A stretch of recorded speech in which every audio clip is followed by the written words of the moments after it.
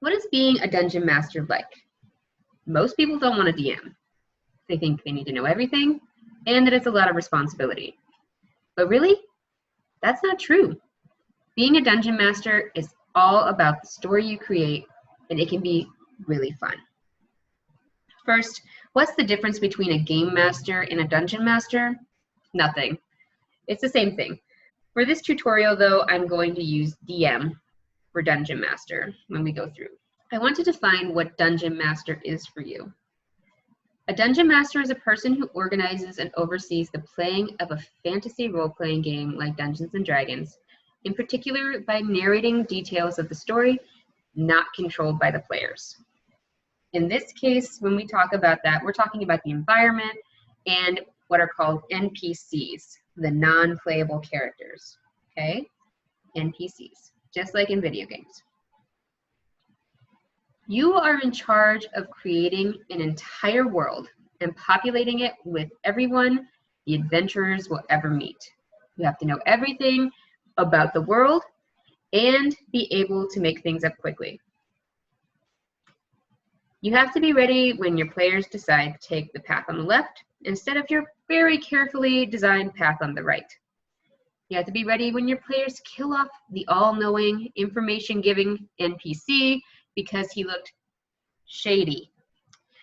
You have to be ready when your players kill an entire colony of Knoll and then adopt the lone survivor, raising him to be a musical prodigy named Amadeus. The truth is, you will never be fully ready. It's impossible. Instead, here are some DM tips of wisdom.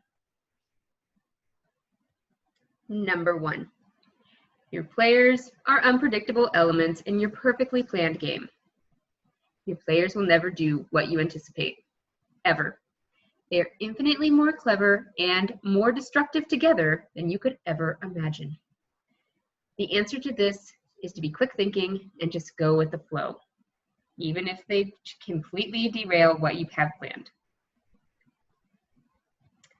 That being said, number 2, the DM is in charge. Your table, your rules. There's a difference between being easygoing and going with the flow and watching your players just run amok. You're in charge of this world, and if the players are getting out of hand, find ways to take care of it. Now, okay, time out. This doesn't mean death, okay? Not everybody has to die. I had a party once who refused to work together. They were directly at odds most of the time. They had different goals personally in their characters. The next town they came to, though, had a ritual called the Hill Games. The Hill Games were a set of 3 trials, and they had to do with extreme team-building exercises, like escaping a pit full of spiders. I made it very clear to anyone who didn't participate or sabotage the group that they would be out for good. 3. That was definitely a fly by the seat of my pants kind of moment. I saw that my team was falling apart and I had to do something about it. And that's where 3 comes in. Have a general story outlined instead of a fully written story. Your game isn't a novel, and you have to be ready to move and flow with whatever needs to happen next. Although it's frustrating when your players don't do exactly as planned, it's also way more fun. I, of course, plan for the way I think things will go, but I can't anticipate everything. The key is to let them do their thing and gently nudge them back to the story if they wander off too far. Remember, you make the NPCs. A random spy could plant some evidence on them while they're relaxing at the royal dinner. Who knows? My general outline looks like this when I'm getting ready to DM. A bit of backstory leading up to whatever is happening. A shared incident that brings everyone together at the beginning of the campaign. A fleshed out big bad and a simple list of possible minions that they can utilize. And then a general idea of what the end goal of the game should be. And this will probably change. I know this. Number 4, you are not playing against your players. This is a big thing. Sometimes I think when DMs are getting started, they think that they have to make it as hard as possible for their players, that they are trying to make it so the players don't win, right? But you and your players are playing together. It's not an either or sort of situation. It's not a they win, you lose, or vice versa. You should not be trying to trick or murder your players. Mm-mm. You should not make the game hard just because. No. It should be challenging and have natural consequences. My players know that once we start, they are playing as their characters unless they say out of game. If they say that, everything's fine. However, they forget a lot. Let's say the party comes to a flooded 40-foot river. If they jokingly say, I jump over the river just to see if I can, har, har, har, I say, roll a d20, dude. Natural consequences.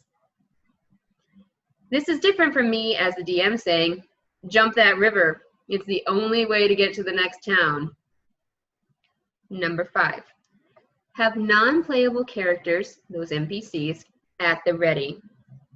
I always have a few NPCs with general information ready to go for each new game. New places get a few more, and this is usually a name, description, and an interesting fact about them. Your players will definitely ask them what their favorite color is. You need to know.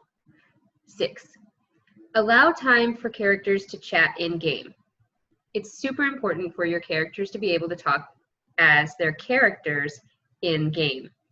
They grow as people and as a group. This is character development all around. When you're telling a good story, this is key. Flat characters are boring, and me as a DM, I want to be entertained. 7, you don't need to know all the rules. The end. It's as plain as that. I have DM'd probably 8 games at this point and have only played a character 1 time. 2 times, maybe. 1.5. I still don't know all the rules, and I have to look up information frequently. Players are in charge of themselves, their equipment, and their spells. I can help, but minimally. Most people will not care about the rules as long as they are enjoying themselves and everything is fair. That brings us to number 8. Last but not least, make the game experience more important than the rules. If rules are keeping you and your players from having a good game, just don't worry about it.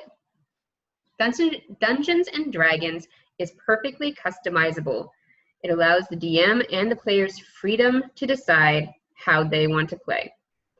At the end of the day, being a dungeon master is all about making the game fun while having fun yourself, which makes it a lovely ideal role that people shouldn't be scared of.